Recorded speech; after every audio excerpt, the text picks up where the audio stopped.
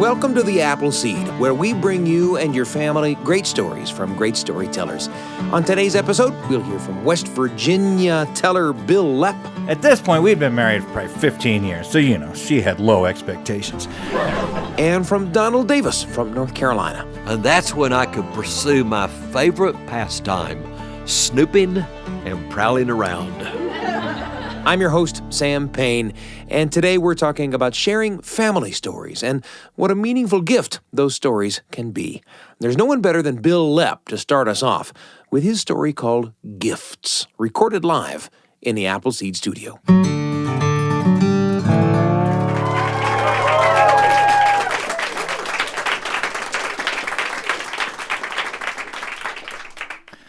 I was at a storytelling festival in St. Louis, Missouri, and I was staying in a hotel that was downtown, but strangely, it was impossible to get anywhere, to buy anything, except Busch Stadium, where the Cardinals play. And it was almost my anniversary, like I was going to get home on my anniversary. And I called my wife. At this point, we'd been married for probably 15 years, so she had low expectations. And I called my wife and I said, honey, I can't get you anything for our anniversary. I said, the only place I can get to buy something is Busch Stadium, and I don't think you want a St. Louis Cardinals baseball cap for our anniversary. And she said, no, I don't want a St. Louis Cardinals baseball cap. I'm a Braves fan. And so I said, okay. And I hung up the phone. And let's review what happened, because we have the fellas' conversation and the woman's conversation, and those are two different conversations. I said, this is what I can get you. And she said, I don't want that. And what I heard was, you are absolved of the gift-giving situation. So I got home, and the cold breeze blew in. And I didn't know what the problem was. So I did what my Uncle Paul told me at my wedding reception. He said, if you're ever in trouble and you don't know why, just go, what? And so I said, what? And my wife said, you didn't buy me a present for our anniversary. And I said, I told you I could get you a St. Louis Cardinals baseball cap. Well, that didn't work. And so let me just give you a little history. We got married on May 7th. So our anniversary is almost always right beside Mother's Day. So my wife lets me give her one present for both our anniversary and Mother's Day, so long as it is a gift suitable for two gift-giving occasions. But I have been, I have to say, a remarkable gift giver throughout the course of our relationship, because I knew going in that I have my drawbacks, right? There are some things, believe it or not, that I just don't do well in a relationship. But I thought if I always give a gift at every sanctioned gift-giving occasion, that will smooth things over. So a Mother's Day, anniversary, her birthday, Christmas, whatever else. Whenever else it comes up, I'm always there with a suitable gift. And for our 10th anniversary, I thought I was really going to knock it out of the park. We have a friend who's a potter. He's a famous potter, which is like being a famous storyteller. You've never heard of him. And his stuff's in the Smithsonian. He's really, really good. And so I commissioned him to make for my wife and I a 4-place plate setting. So it was a bread plate, a bowl, a regular plate, and a cup for 8 people. So I don't know, you can do that kind of math. That's a lot of pottery. And so he did it, he made it, it was on time. I gave it to my wife, she loved it. She loved it so much that I thought to myself, I now have one gift in escrow. Right? Like if I mess up a gift-giving occasion in the future, I can fall back on. No, that does not work. No. So I did not get my wife an anniversary present that anniversary. The next gift-giving occasion was her birthday at the end of June. And I said to her, what do you want me to get for your birthday? Because I didn't want to make the same mistake twice. And she said, don't get me anything for my birthday because we're going on that cruise the first week of July. Get me something nice on the cruise. So we go on this cruise and we went to like 11 Central American countries. And I bought like Incan jewelry and like a Guatemalan handmade shirt and a little bowl that I don't even know what it's for, but she liked it. And It's never held anything. And I don't know, I bought her like a ring and some china. I fostered the economy of 11 Central American countries. And we got home, and the cold breeze blew in, and I'm like, what? And she said, you didn't get me anything for my birthday. I'm like, what are you talking about? And I said, I bought you something in 11 different countries. And she said, but you never said any of them were my birthday present. So I thought, Christmas, I got 6 months. By Christmas, I'm going to start in August. So I'm like, what do you want for Christmas? She's like, I want a subscription to this magazine, because this was a long time ago. And then she said, I want these 2 pieces of art framed. I thought, I can take care of that. And then we were at my sister's house, and she held up, my sister had a mother's bracelet. I don't know if they're still in vogue, but back then they were. And what a mother's bracelet is it's a bracelet, and then it has little sterling silver blocks on it with letters of the alphabet that spell out each of your child's names. So most people out here, you'd have to, be like both arms. And then you have to have each one custom made, so they have, extra little baubles and shiny things on them. And my wife held up my sister's mother's bracelet, and my wife said to me, I want one of these for Christmas, but... because my wife knows that you need to talk to me like a 3-year-old. She said, I want one of these for Christmas, but I want our children's names on it.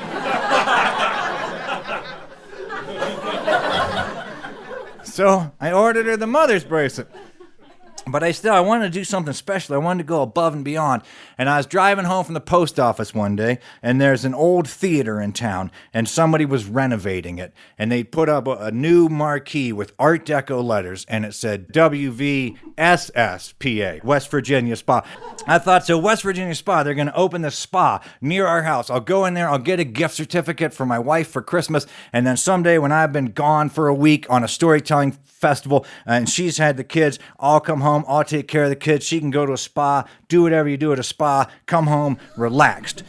And it said coming soon, so it wasn't open yet, but this was like August, so every day I'm driving by this thing and it's coming soon, coming soon, coming soon, and then it's late November and they still haven't opened it, and it's mid-December, and finally it says open now, and I pulled in, my son was in my car with me, I just pulled into the parking lot, and the 2 of us got out, and we went in, and I have never been in a spa before, but this did not fit my imagination. There were cubicles and people working at computers and typewriters and things. And I went up to the desk. It was like, chest high. And there was a bowl of peppermints there. And my child was reaching up trying to get the peppermints. And I was trying to push it away and push them away and pretend like I had thought before this moment to teach my child manners. And the little old lady behind the desk said, "May I help you?" And I said, "I would like to buy a gift certificate." And she looked at me and said, "For what?" And I sort of thought to myself, none of your business, I just want to buy a gift certificate. And I said, "For my wife." And she said, "For what?" And I said, "For Christmas." And by now people are like looking up over their cubicles to see what's going on. And she said, "What do you think we are?" And I said, "I think you're West Virginia Spa." She said, "Why do you think that?" And I said, "Because the sign out front says WVSSPA, West Virginia Spa. You left out the apostrophe." And she said, "That's because that stands for the West Virginia School Service Personnel Association." And I said, "So you don't sell gift certificates?" And I kind of nodded at my child, and they grabbed a handful of peppermints, and we were running out of there. So I went to the spa on the other side of town that's actually a spa. And I went in and I bought a gift certificate there. And then like 2 days before Christmas, they ran a big story in the newspaper about the grand opening of the new headquarters of the West Virginia School Service Personnel Association. And they had a big picture of the marquee where it clearly says West Virginia Spa. And I took that part of the paper before my wife ever saw it. And I wrapped the gift certificate in that newspaper article, and I put it on the Christmas tree. So on Christmas morning, not only did my wife get a great gift certificate present, she also got this great story to go along with it. And she liked it so much that I'm pretty sure I now have one gift in escrow.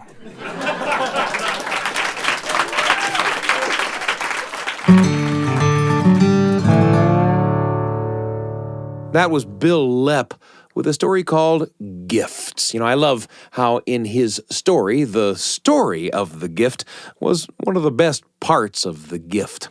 It reminds me of a time when my brother and I decided to give a special gift to my mom for her birthday, long, long ago. I'm about 10 years old in this story, which would have made my brother Joe 8. And I went to my brother and I said, Joe, let's make Mom something for her birthday. I happen to know how to make a bookshelf, and I even know how to make it strong. I had just learned on television how to use a triangle brace to add strength to a rectangular structure, and I was all excited about it. Well, my brother and I had helped our dad build stuff before, but we'd never built anything, I don't think, on our own. And though we were suddenly experts on triangles, we weren't experts in, say, cutting boards in a straight line. We weren't experts in painting either, as it turns out. Not experts enough that we didn't wind up tracking paint into the house on our shoes when we took bathroom breaks from painting the shelf. So we were in a lot of trouble before my mom ever even saw the shelf. The little standing bookshelf we gave my mom in the end was hardly a shelf at all. You had to stick a rock under one end to get it to stand without wobbling. But it stood crookedly next to her bed, holding her lamp and a clock and a few books for the rest of my childhood, until after I went to college, really. For us, that shelf came to stand for the fact that my parents took the things we did seriously, even when we were little kids. I'd look at that bookshelf when I was in junior high, and I'd somehow know that my parents would take me seriously when I, say, developed a crush on someone. I'd look at that shelf in high school, and somehow I knew my parents would take me seriously when I wanted to, write a serious play with my friends or form a breakdancing team. And while the shelf was our gift to our mom, her using it in earnest was her gift to us. And that was a gift that, as it turns out, keeps on giving. Well, that's where Bill's story took me. Where did the story take you? And who will you take along?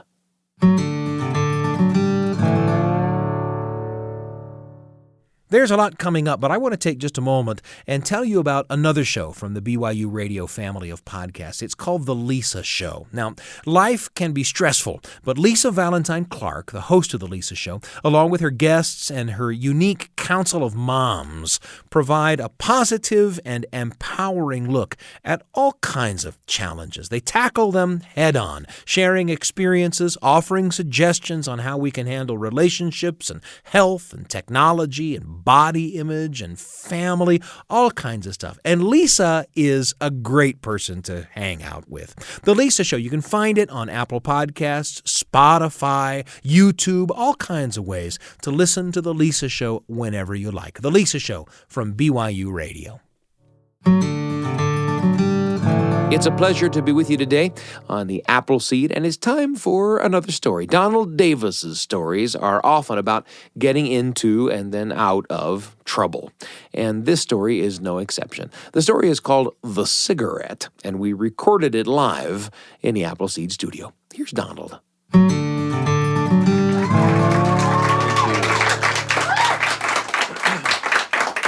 Thank you. When I was growing up, my daddy worked at the bank in town. And back in those days, the bank closed at 1 o'clock in the afternoon. They were only open from 9 in the morning till 1 o'clock. And then after that, they had to do all of their bookkeeping work before they could go home. So what my mother knew was that after 1 o'clock, the bank was closed. And if she needed a babysitter for me, guess what? She would take me and leave me at the bank with my daddy, while she would go to the beauty parlor or for a doctor's appointment or to go try on dresses she knew she wasn't going to buy to start with. And I loved going to the bank. My daddy would give me a big adding machine that had a handle on the side, and he would give me the telephone book and tell me the bank needed all the telephone numbers added up. And I would go through adding up the phone numbers and adding up the phone numbers and adding up the phone numbers. And pretty soon, one of the paper tape would go all the way across the floor. And when it was time to go home, he would break that tape off and fold it up and staple it in the phone book to show how far I'd gotten so I could start at the same place the next time. And I could keep adding up the phone numbers when I went there. Now, there were three men who worked at the bank, and those three men would take turns being the last one to leave each day and lock up at night. And one of those days, I was at the bank, and it was my daddy's turn to be the last one to leave and lock up that night. We checked around to be sure all the windows were closed, because in those days, there was no air conditioning. The windows would open when the weather was hot. Close the windows and lock all the windows. Be sure the back door was locked. But the last thing my dad had to do was the big door on the vault. Before that door closed, in the back of that door, there were 3 time clocks that he had to wind. And what those time clocks did was, if somebody like a robber got in the night, even if they knew the combination, once you wound those time clocks, it would not open till 8:30 in the morning. So that was a very important thing for him to do. And that also took a little bit of time. So while he was winding the time clocks, guess what? He couldn't see me. And that's when I could pursue my favorite pastime, snooping and prowling around. So that day he was winding the time clocks, and I was snooping and prowling around the desk that belonged to one of the men who worked there named Mr. Jack Way. I was snooping around his desk because on top of his desk, he always had a big fish bowl full of candy and chewing gum. I didn't do it. Because that day there was something more interesting on top of that desk. There was about a half-empty pack of Cavalier cigarettes. I didn't do that either. Because when you're about 8 years old, you are not responsible for what your hands do. You just watch them and see where they go. And I stood there and watched while one of my hands picked up those cigarettes and shook one of them out on top of the desk. And my other hand picked up the cigarette and put it in my pocket. And I had no way to get it back out of there. And about that time, we went home. Well, as soon as we got home, I got my little brother and I said, "Let's go out and climb up in the barn loft. Let me show you what I've got." And we left our mother who was fixing our supper and our daddy who was talking to our mother. And we headed out to the barn and we went up in the barn loft. That was a place we loved to play. There were bales of hay up there, not those big round ones, but the little rectangular ones that you could use like giant Lego blocks, and make castles out of and little houses out of. And we were up in the barn loft and I pulled out the cigarette and I stuck it in my mouth. And I was talking, like I was in an old black and white movie. Now, from here on, everything that happens is my brother's fault. Because he said, "Smoke it, smoke it, smoke it." I had no idea how to smoke a cigarette. But when you're showing off, you can't stop, can you? I had matches in my pocket because when I was 8 years old, I always had matches in my pocket. I pulled out the matches. I struck a match. I held it up to the end of the cigarette. And just at that moment, we heard my daddy come into milk. See, he always sang when he came to milk. He said, "When you sing, it makes the cow happy. She gives more milk when you sing." And he would, as soon as he left the house, he'd start singing. And he would sing mostly songs from church. And he was coming out through there singing away. He was singing, For his eye is on the sparrow, and I know he watches me. And my little brother said, hide it, hide it, hide it. And I took that cigarette and I squashed it and blew out the match. And I stuck it in a crack between two boards in the floor of that barn loft. But I didn't know that crack went all the way through. It just had hay, trash, and dust in it. And just as our daddy came into the barn downstairs, I pushed the cigarette into that crack, and it came right through, falling straight down in front of him. Well, he must have gone blind. He didn't see it. He didn't even know we were up there. And we held our breath while he milked the cow. Oh, it seemed like it took forever. You know, he washed off her udder, and then he started milking, and I kept thinking, go on, get it over with. We got to get out of here. Finally, he finished milking, and he went back to the house. And my brother and I, we came down, and we went way around by the chicken house. We went way around by the garden, and we came in on the other side. And my mother said, oh, there you boys are. I was getting ready to call you. Supper's ready. And we sat down, and we ate supper. And I kept waiting for him to say something. I kept waiting for him to say something. I kept waiting for him to say something, and he didn't say anything. And I started thinking, he doesn't know. We got away with it. My mother doesn't know. He doesn't know. We're smart. We didn't get caught. Well, about that time, our mother said, boys, we better go to bed because it's a school night. We better start thinking about going to bed. And my little brother Joe said, I don't want to go to bed. I don't get tired. And my daddy said, well, boys, if you don't want to go to bed, how about if I tell you a little story? I thought, I'm not sure about this. My mother said, well, it can't be a long story because it's a school night. He said, it won't be a long story. It'll be just right. Now, he was always telling us stories about things he and his brothers had done when they were little. And he said, let's see. Did I ever tell you about the time when Moody and Harry burned little Joe Medford's barn down? My mother said, I don't think I ever heard that story. He said, oh, it's a good story. I think this is a good time to tell it. He said, I believe Moody and Harry, two of his brothers, were about as old as Donald and Joe are now. And you know, Daddy was running for the legislature, and one Sunday afternoon, a man came all the way out to the farm to see him, and they talked about politics in the kitchen all afternoon.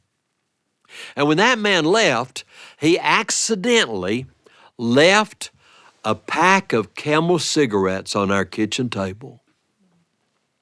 Mom and Daddy didn't know he left them because by then, Harry and Moody had found them. And they got that pack of cigarettes and they went outside and they started looking for a place where they could hide and see if they could figure out how to smoke one. They thought about hiding in the barn loft. But when they thought about it, they were afraid that Daddy might go to milk and catch them. So instead of hiding in our barn loft, they went up through the woods above the house, they went through the fence, they went down the other side of the hill, and they climbed up in little Joe Medford's barn loft. And they lit up one of those cigarettes, and they were passing it back and forth, smoking it. About that time, something they hadn't thought about happened. Little Joe went to the barn to milk. And when they saw him coming, Frank said to Harry, hide it, hide it, hide it. And Harry took that cigarette and he squashed it and he stuck it in a crack between two boards up there in that barn loft. And those boys jumped down out of the back and they went running toward home, and little Joe saw them running off. He knew them because they were all over the place all the time, but he had no idea what they'd been doing up in there. And he went ahead and milked his cow, and he went back home and he went to bed and went to sleep. Boys, way in the night, that cigarette hadn't been mashed all the way out, and it came back to life. And the breeze was blowing, and the hay trash caught fire, and the old dry boards caught fire. It was a good thing it wasn't wintertime and there were no cows in that barn, because since it was nighttime, nobody knew it was burning till the fire came right on through the roof and the whole barn burned to the ground. Well, our daddy and little Joe got together, and within a day or two, they had the whole story figured out. And our daddy had to build little Joe a new barn and pay for it. What do you boys think of that story? My little brother said, "Can we go to bed now?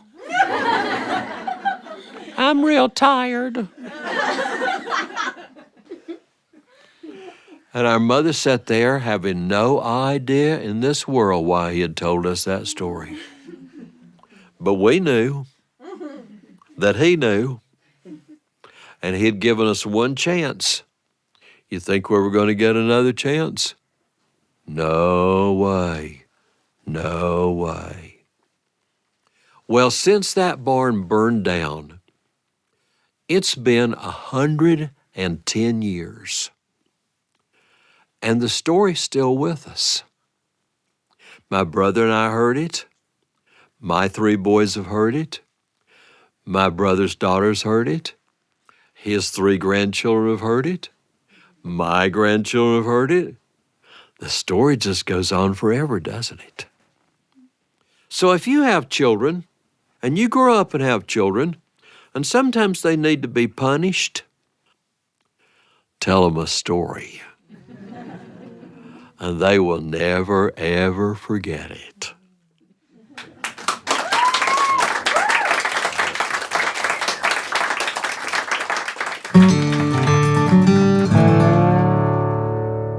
Donald Davis with the cigarette. If there's one thing I've learned from Donald's stories over the years, it's that his dad, Joe Davis, was a master at teaching his sons naturally through the stories they lived together and the family stories that came even before them.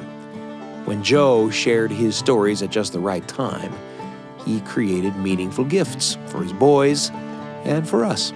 Thanks again to Bil Lepp and Donald Davis for sharing their stories. And we hope you'll pass along some of your own. Because at the Appleseed, we believe that sharing and listening to great stories can change your family's world. The Appleseed is produced by Wendy Folsom, Sam Payne, And Brian Tanner. Our audio engineers are Ashton Parkinson and Carly Wilson. The rest of the Appleseed team is Kelly Wehrmeister, Trent Horton, Evadane Hendricks, Miriam Arce, and Tristan Schetzel. A special thanks to the subscribers of our podcast who rate us or leave reviews. You help people find the show. We also love to receive emails at theappleseed@byu.edu. Your thoughts and comments help us to shape the future of the Appleseed. We're pleased and proud to be among the many podcasts produced by the BYU Radio family. And you can find episodes of The Appleseed wherever podcasts are found, on the BYU Radio app or at byuradio.org/Appleseed. I'm Sam Payne, and the whole team can't wait to be with you again on the Appleseed.